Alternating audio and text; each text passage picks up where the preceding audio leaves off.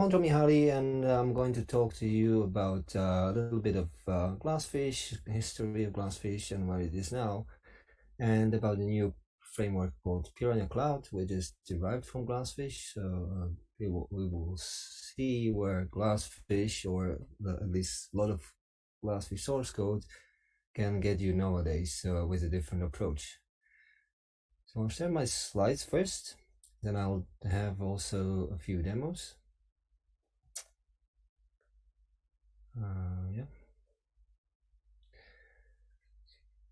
So yeah, about me, I'll talk about me maybe later, but I'm one of the contributors of GlassFish, also a member of the few Jakarta EE specifications projects, and a director of OmniFish company that supports GlassFish.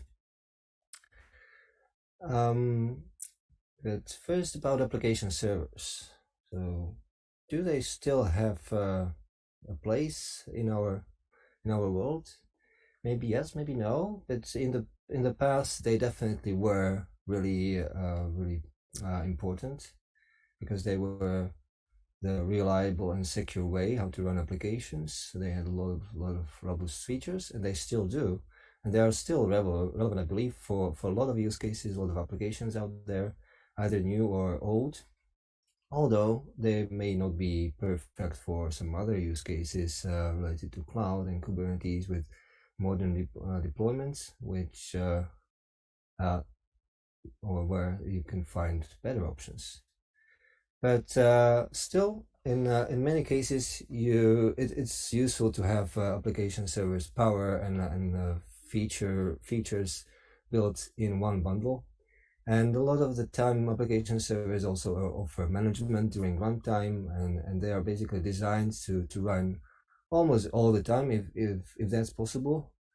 And you deploy applications onto it. So basically, you get an advantage sometimes of running an application server and deploying your application on it, because you don't have to restart everything. You can just redeploy your application, and that is quite fast, depending on your application, obviously. And sometimes the application is very heavy, and it's even a bigger part of the application compared to the application server. But in most cases, when the application server is the bigger part, the engine, and the application is quite lean, then it deploys very fast. But application servers are, of course, slow to start. Everybody knows that application servers run a lot of things in the beginning, and when they are especially designed for production, they start a lot of services, a lot of monitoring services, a lot of services that should be up and running immediately to avoid any slowdown later when the application needs some services. So a lot of the time in production, you want everything to be preloaded so that the application server responds fast to any request that comes at any time. But application, or the Java itself, doesn't need to be that slow. Java is just a language. It can power any application, even fast running and fast starting application. And the truth is that plain Java starts very fast. It is in milliseconds compared to application servers, which run in or start in seconds. And it's not that Java would be very slow to start compared to even other languages like Node.js, or not other platforms like Node.js or Python. It's mostly that we have these notions that application servers are slow to start. Then we switch to some framework that just uses a serverless container or something lightweight underneath, but usually it still takes some time, because even these frameworks were designed initially to be reliable and long running, and not designed to restart very frequently. So the question now is this inherent, or this slowness inherent to application servers or the Jakarta EE itself? Is it possible to run a Jakarta EE application by some other means, not using application servers? but still get to really fast Java startup times. Is that possible, do you think? That's a rhetoric question, but I will just show you how fast we can get with a plain Java application. So I prepared some application, or basically the same application, besides the plain Java application. Each version contains an application, a servlet, which does very simple job. It just returns a message in the request. But because we don't have support for servlets in plain Java, for the reference, I will just use plain Java application that just prints out the message. So let's see what the simple application does. And for each of these variants, I have a simple script that measures the complete time, and from the beginning when I launch the application until the end when it either stops in the case of the simple application, or when it returns for the first HTTP request. So first, the code of the simple application, it really does nothing. It just prints hello world from the main method. And we'd like to let us measure, or let us show how's that fast. I have to make it faster. I have a simple script that runs the application and measures how fast it starts and how long it takes until it finishes. So we can see that the application finishes in 0.058 seconds, which is 58 milliseconds. So let me record this. We have a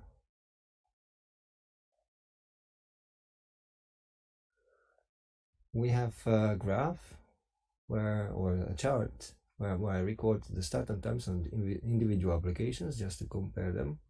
And with plain Java, we start with, as a reference, with a very small number. We can't get any faster than this. So let's now try something which takes a bit longer. I'll start with embedded GlassFish, which is a variant of application server, GlassFish server, which starts faster.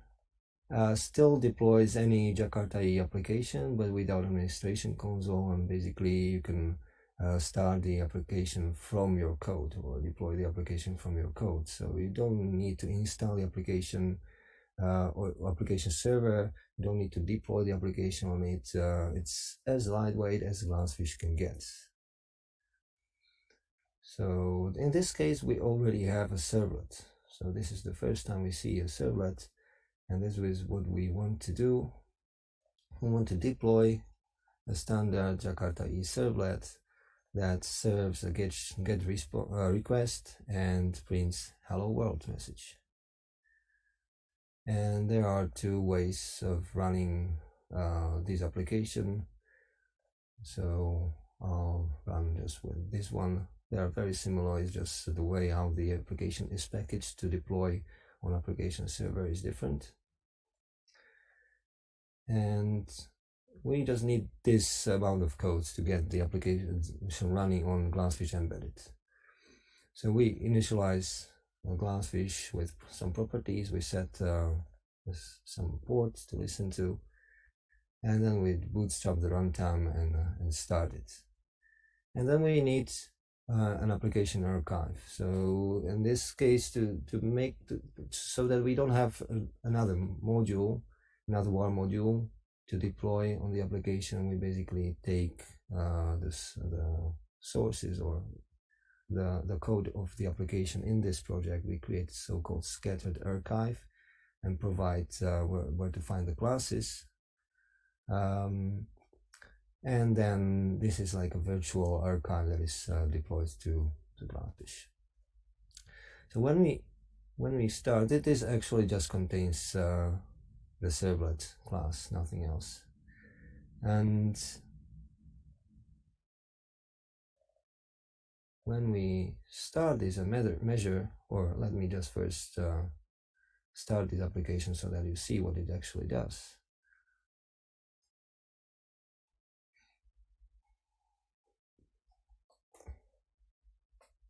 You see that it no longer runs in around 60 milliseconds. It takes a bit longer. Let me open. Right, oh, there it is. Let me open the application. I think it's here. Yes. So this is the only thing that the application is doing. It just prints hello from embedded GlassFish into the response. And let me just, okay. So, but we want to measure this. Actually, we want to measure the full startup, including the request and response, in order to avoid any kind of tricks that the application server may do, because it may report to be running, but when you actually access the server first time and send an HTTP request, it may still need to load some functionality, some features, and that makes the first request slower. So we want to measure actually really the time from the beginning until it produces some output. And with that, I have this simple script. And yeah, I stop the server. So now the script just starts the application, sends a GET request, prints the output, and measures how long it takes. So this whole day took 5 seconds. So this is what we actually want to compare to. And if we compare it to the startup time or the running of the plain Java application, we can see that this is a huge difference. And it really matters in some cases. I will get to that later, why startup time matters. But for now, just for you to observe that GlassFish embedded starts in around 5 seconds. And with GlassFish full, it would be even longer, 8 to 9 seconds. So, yeah. Let's come back to the presentation. So now with application servers, it's really hard to get to the Java startup time, so the shortest startup times that Java can get. But there are some options how to get there. But first, let's explain what Jakarta EE actually is, why it's not just application servers, why it can be something else. It can be something else because it's just an API. The Jakarta platform doesn't specify that actually the implementation has to be an application server. It doesn't specify that the application has to be deployed as a WAR archive. It used to have a deployment interface, which was kind of standard, but now it's obsoleted, so this is not required. And Jakarta EE basically specifies an API and the behavior of the implementation that implements the API. But that's from the application point of view. Usually application servers contain a lot of other vendor stuff that allows you to configure things on the server side. For example, data sources to connect to the database, or connection pools, or monitoring, and a lot of other things that are not defined in the Jakarta EE. And certainly not in the API. Well, what is nice about Jakarta EE is that you can build an application against this API, and then more or less deploy it on different application servers, but not only on application servers, also on other runtimes that support the API. You may need to change your application packaging a bit, so maybe you won't be able to deploy the application as a WAR package, but that's really just a detail that you just change how your application is wrapped and started. But this is not endorsed or required by the platform. specification. And actually the boot time is an implementation detail. It used to be not the norm that application servers are used to run Jakarta EE applications, and that application servers are faster or slower, but never really fast to start up. Some of them were faster, some of them slower, but there was no focus on getting new application up and running fast with application servers. But with an API, what is actually the great benefit of Jakarta EE is that it specifies the single API, and with a standard API you can change the implementations later, or even in the beginning you can just choose what is the best implementation for you, and you can still use the same API, and you use what you learn. You have the documentation of the same API and same behavior in this single place, and only small differences or differences between implementations are documented per each implementation, but you can sort of rely on a lot of common stuff across multiple Jakarta EE implementations. And you can choose an implementation like application server if you really see the benefit of it. You want to see use clustering, you want to deploy on premise, like businesses used to do for a lot of years. But sometimes you need something else. Sometimes you need something that runs fast, is easy to work with, deploys easily in Kubernetes and cloud. So it's up to you. With Jakarta EE, this is very simple. So the Eclipse GlassFish, what it is actually, it is an application server. It's been here for a very long time, and it's open source. It's robust in the same way as many other application servers. It contains a lot of features besides Jakarta EE platform, like as I mentioned, monitoring or connection pooling, or you can deploy multiple applications on it if you want. And it also provides easy management. It contains an administration console, which is a graphical way how to manage a running server and tune the application without restarting it. It provides a REST interface, which you can access programmatically outside of the server, or you can even script configuring application server during its being running. So there are a lot of powerful options to manage the server and the applications on it. The history of GlassFish is pretty long. It actually started at Sun Microsystems before it was bought by Oracle.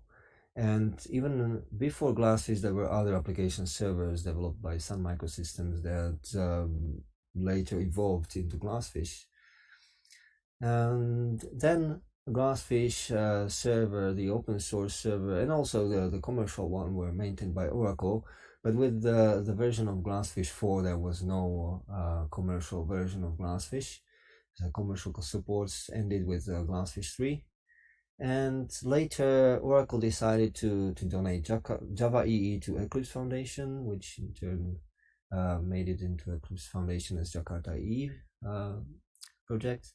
And they also donated GlassFish source code and also the trademark to the GlassFish Foundation, to the Eclipse Foundation. So now, not only Java EE, renamed as Jakarta EE, is available within the Eclipse Foundation, but also the whole GlassFish open source version of GlassFish server is under the name Eclipse GlassFish. And all of the source code trademarks are owned and maintained by the Eclipse Foundation within the open source project. But there are also some companies, third-party companies, not Oracle, not even Sun Microsystems because it doesn't exist, but other companies that know pretty well how a GlassFish works and support it, and also contribute a lot of work to improve GlassFish. And now, today, in 2022, we're still waiting for GlassFish 7, but it's only days, at most weeks away. And it GlassFish 7 milestone, I think 8. Now it's the latest is milestone 10, but I think milestone 8 was the first one that actually passed. The Jakarta EE 10 TCK, and it was the first implementation of Jakarta EE 10 in September, I think. But on top of Jakarta EE10, GlassFish improved also other areas. It supports running on Java 11 to 18 or even 19. I forgot to update this on my slide. So it tries to be up to date with any Java version. It adds some other APIs like microprofile config, and I think microprofile Druid is already there too. It supports Jakarta MVC, and it provides the embedded GlassFish, which I showed you, which didn't work so well in the past. So the GlassFish team improved embedded GlassFish, so now it runs like a breeze and runs fast. And there are a lot of other fixes and improvements and a lot of new tests that ensure that the GlassFish project and the server actually is robust and it doesn't contain silly errors, and is a lot of areas besides Jakarta EE are covered and tested. So I showed you already GlassFish embedded, and let's go on to how GlassFish is interesting, and how it can be used for other frameworks or to reuse the components, which is because GlassFish is not only open source project, is very modular, and it builds on a lot of existing Jakarta EE implementations that implement just parts of Jakarta EE, that implement just a certain Jakarta EE specification, and builds on top of them. But recently, also the areas which were implemented in the GlassFish code base got extracted into separate code bases, either to separate projects or to separate repositories, and they can be reused outside of GlassFish. So GlassFish is not only the application server itself, but it provides the base for other projects, or it uses other projects that are also used by other application servers or other frameworks. And this is where actually the new Piranha Cloud framework benefits from. It's also maintained by some of the people who work on GlassFish, so the teams are not completely separate. They are not the same teams, but some of the people that work on GlassFish project also work on Piranha Cloud project. And the Piranha Cloud framework itself reuses components in GlassFish. So it basically just takes pieces of GlassFish and assembles a runtime on top of them. While GlassFish integrated everything together in one bundle, Piranha Cloud tries to fill the glue between the components and build from the bottom to the top. So currently it provides only a subset of Jakarta EE APIs, but it grows, and every now and then there is a new component either from GlassFish or from other open source projects added to the supported component list and integrated with the core of Piranha Cloud. And in the end, the current goal of Piranha Cloud is to first implement the Jakarta EE core profile and then Jakarta web profile with a very fast and still highly extensible platform. So initially, Piranha Cloud is very bare bone. You can build really small applications which only require 1 or 2 Jakarta EE APIs, but you can build more complex microservices that require some more APIs from Jakarta EE. At the core of Piranha Cloud, there is a bare-bone servlet container, which is written from scratch and is very fast. And on top of it, there are multiple distributions that implement Jakarta EE profiles, not full, not complete profiles. As you can see later, that there is a core profile distribution that will very soon support all of the functionalities of core profile, but it's still not there yet. So the name just references that it aims to provide all the features of Jakarta EE profile, either core profile or web profile, but it's still not full core profile or web profile compatible. But it's very modular. It provides all the functionalities provided as extensions, so you can even assemble your own runtime that only needs or only provides what you need.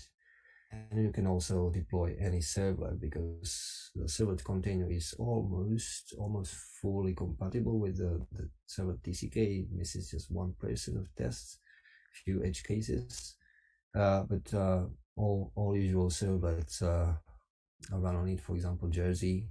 The rest combination is integrated into Piranha Cloud as a servlet. And you can also drop any other servlet that exists out there, which doesn't even have to be an extension.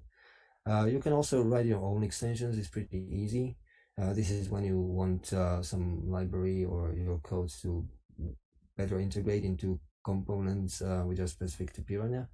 But if you want to just integrate servlets, you just deploy servlets onto the servlet container. So let's see what's the code like.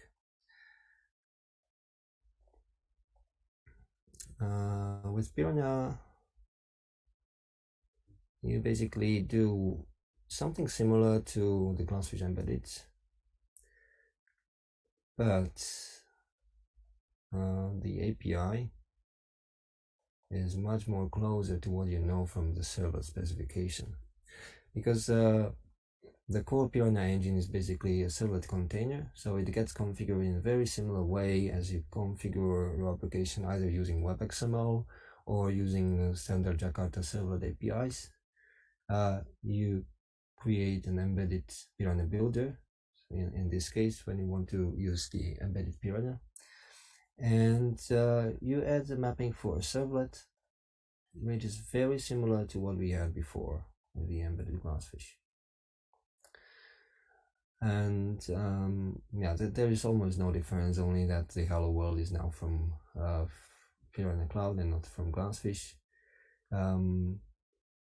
What is different is here. This gets much more simple, because you just create the builder and configure the engine using this builder, build the engine and then start it. What you also need to add is HTTP processor and HTTP server. This is because Piranha goes so into granularity that it doesn't even contain HTTP server out of the box. It's only a servlet container which you can use in your code, and you just can virtually create an object that represents the request, and then you get a response object. So you can just run the request inside your application without the full HTTP stack. This is actually in my minimal Piranha example, where I built the same thing. I start the application, but I don't create HTTP server. I just create a request and then serve is a request. In this case, this is just a default request, but I can add a URL to it or headers to the request. Everything just in object. I can assemble it in my code, and then I call Piranha service get response, and then I can do anything with it. I can print it to standard output, or I can turn it into an HTTP response or send it through a Kafka message, whatever. I'm not bound to the HTTP request response mechanism, but I can do that. If you add this HTTP server and server processor, we can start just start the HTTP server, and then when we run it, the application works in a similar way as embedded GlassFish. It listens to HTTP requests and responds with an HTTP response. So this is what actually we're going to measure now. But first, I forgot to show an intermediary step. And this is something that many people might think about if we talk about application servers being slow. Many people know this framework called Spring Boot or Spring, which is very widely used in the world. And I thought that it would be interesting to use it also as a reference and deploy a servlet which is supported by Spring Boot. And here I have the same application again with a little more boilerplate, because Spring requires some more boilerplate to deploy an application server or servlet. One application server here.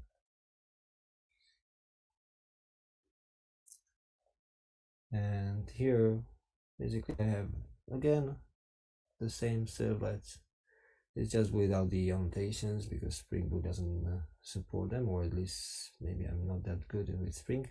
What I did is I implemented webconfig, which basically adds this mapping. This is similar to what I can do with Piranha too. I can add the servlet, add mappings, configure the servlet. So this is a programmatic way how to deploy and configure a servlet. And with Spring Boot app, I only have this main method. And when I run the Spring Boot application, it's the same as the embedded one where I started the server. I will now only run the application just to compare how long it takes to start. And with this, you can see it's just under 3 seconds. So let's compare these to GlassFish, to embedded GlassFish, which is faster than GlassFish. So we see that with Spring Boot, just changing basically the runtime, deploying the same servlet, we got speed up in startup by around or 50%. So the Spring Boot application, just by changing the runtime, Spring Boot itself, in this simple case, is twice as fast to start as GlassFish embedded. But it still is more than 2 seconds. Let's see how fast Piranha can get. Piranha up.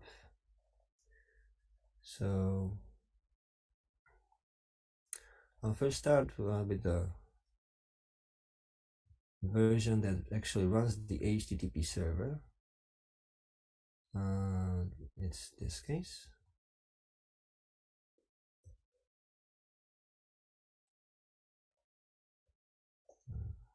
Open the terminal.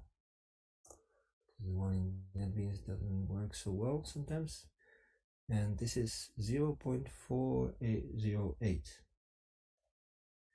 I'm not kidding. This is really the time it takes Piranha to actually start the HTTP server, get a request, respond to the request, and respond with help from Piranha Cloud. And yeah, that's it. So this is 400 milliseconds that it takes for Piranha Cloud to do the same thing as with Spring Boot or embedded GlassFish. So you see, there's quite a lot of improvement, I think. But there's much more, because Piranha is highly modular, and I already showed you that you can run the same code, the same application without actually starting the HTTP server. Let's run just virtual. Let me show you back the code. The virtual request and response cycle. So we'll just start the Piranha engine. And we won't run an HTTP request, but we will just create an object for the request and compute the response and print it out. This is very similar to our plain Java application, which just outputs a string and outputs hello world, because here we actually just initialize an object, just use the code and don't wait for anything from outside. We just send the request object to the engine and print a message. So a little more complicated way to get something to print out on the console, but it demonstrates how the servlet can be running. So this is a solution very similar to the plain Java application, but it uses servlet actually to generate the response and then print the response. And in this case,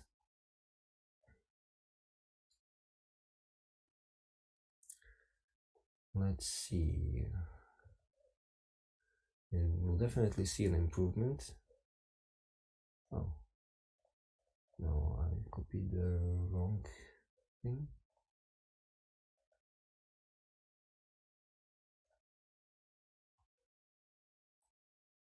Let's see this. Now I need to copy this Piranha minimal.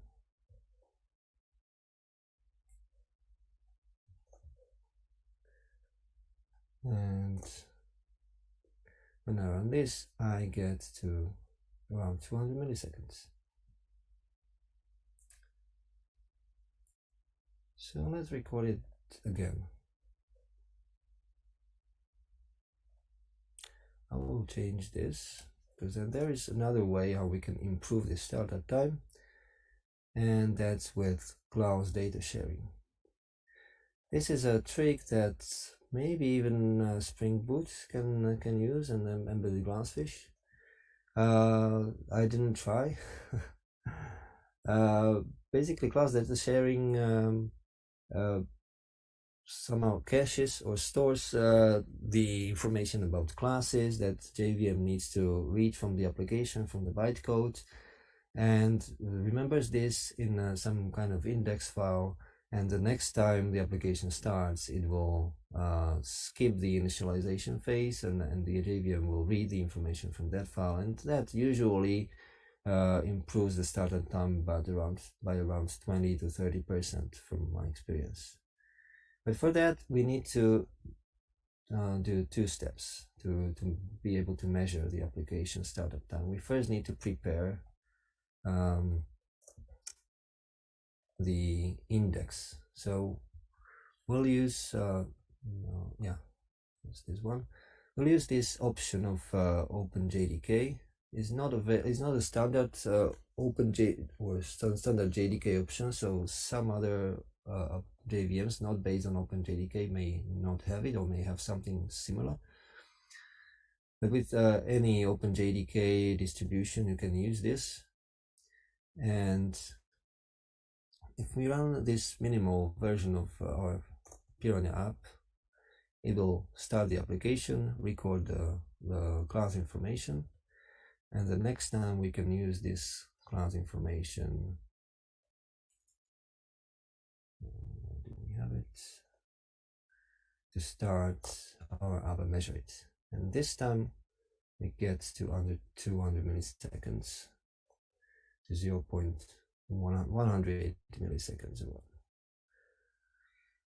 So we're getting closer and closer to the plain Java. If we remove the GlassFish and Spring Boot measurements, we are now still quite slower than plain Java, but plain Java does actually not do much. It just prints a message. While these two with Piranha, they actually initialize the whole serverless container and issue a request and get a response from the container. So they actually do something more. The world is not ideal if we deploy a bigger application, or for example, if I run a REST application with Piranha, we can get up to 1 second or So there are still use cases where the difference is much higher, but with we can at least with the simple application can get very close to plain Java startup times, and it's still around 200-300 milliseconds, so it's not very noticeable.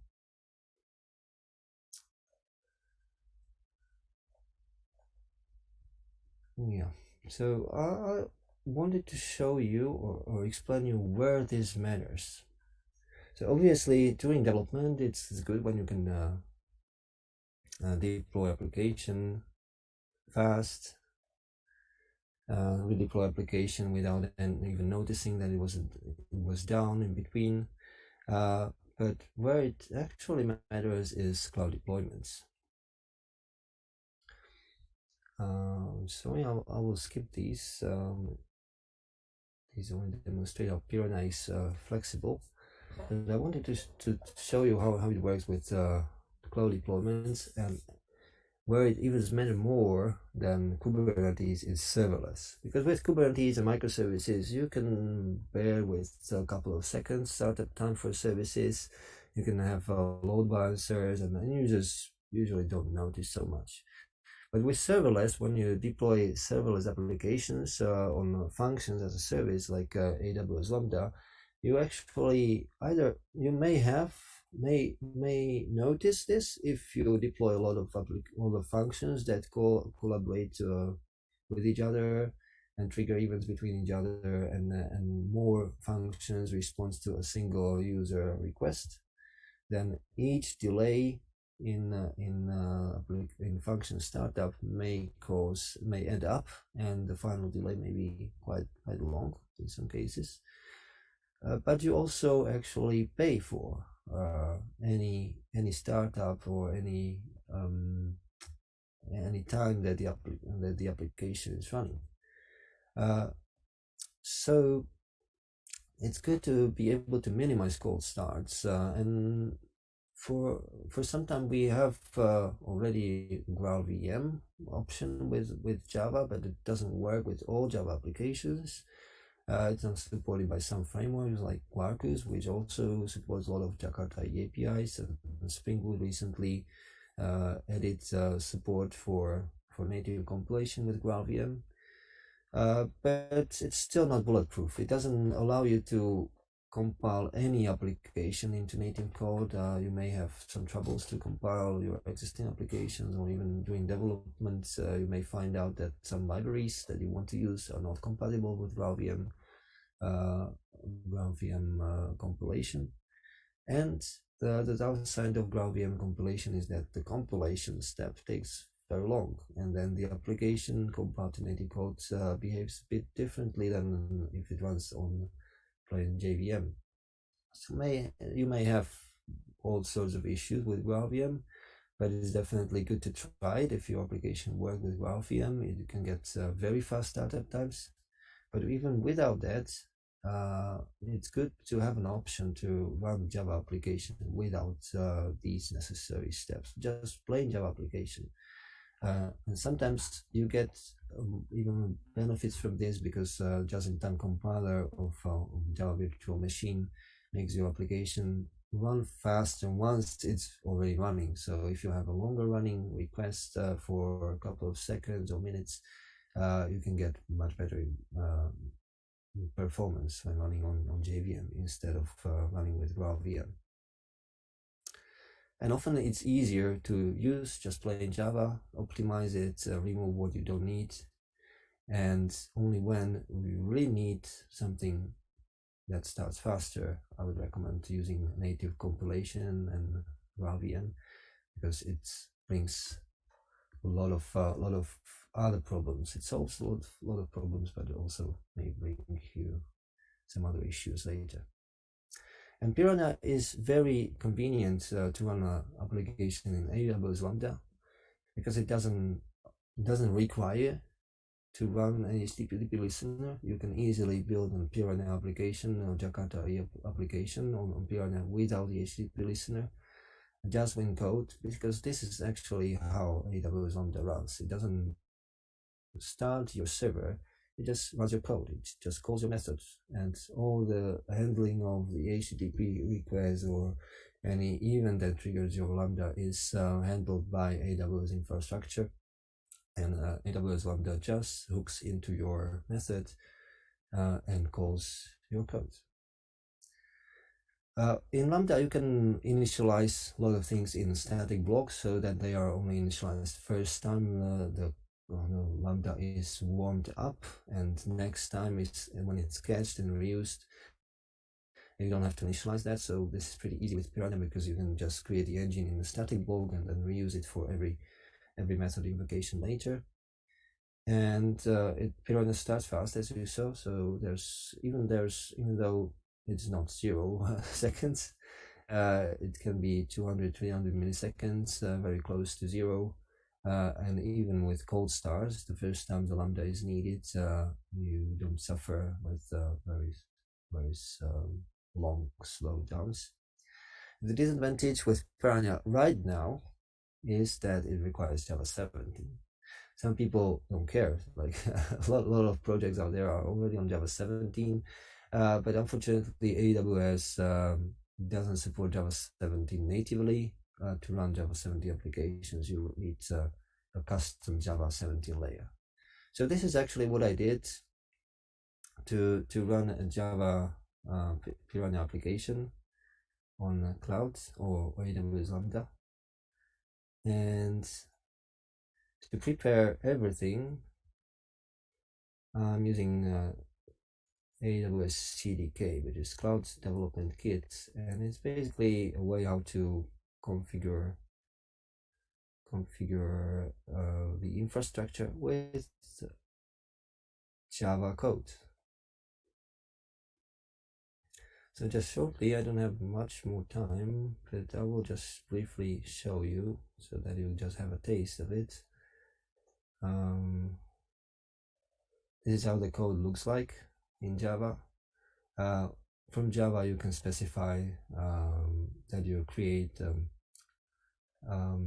AWS Lambda instance, that you want to use this custom Java 17 layer, which is just basically a zip file that contains the Java 17 JDK, and then you create your function, you deploy your code to it or our code from the jar file, and we specify which method AWS should use to run our code when there is an event. So this is how as simple as it gets. When you know what you're doing, this is very simple. You don't need to remember how to write it in YAML. There's a nice API in Java. And the application actually looks very similar to the application that I showed you before. It just now uses the AWS interface request handler, and AWS calls this method on every request, but it also calls all the static parts on the first request. So when our Lambda instance is not running, it will initialize our code, and we put in the static block, we initialize the Piranha engine, and then we can use it with every request. The only thing we need to do is to actually build our request object from what we get from AWS. So we have to turn in this object, this API gateway object, into the Piranha request. So there's some mapping between them, and then the same thing with the response. So we need to create the API gateway response from the response that we get from Piranha. But in between these two boilerplate parts, there is just Piranha service that we already saw before, and this will call again the servlet. Wow, so and Ondra, we're totally impressed with everything, but we're kind of pushing the time limit. But I think this is going to be an amazing addition to our Jakarta Tech Talk. So we will work with you to add you to the list so we can spend a little bit more time on this topic. So at this point, I would like to thank you so much. And I would like to thank Ariane, who was answering the questions while you were talking. So super efficient and super community and open source oriented. So we'll see you next time. And I want to thank you for the great talk. Okay, thank you for listening.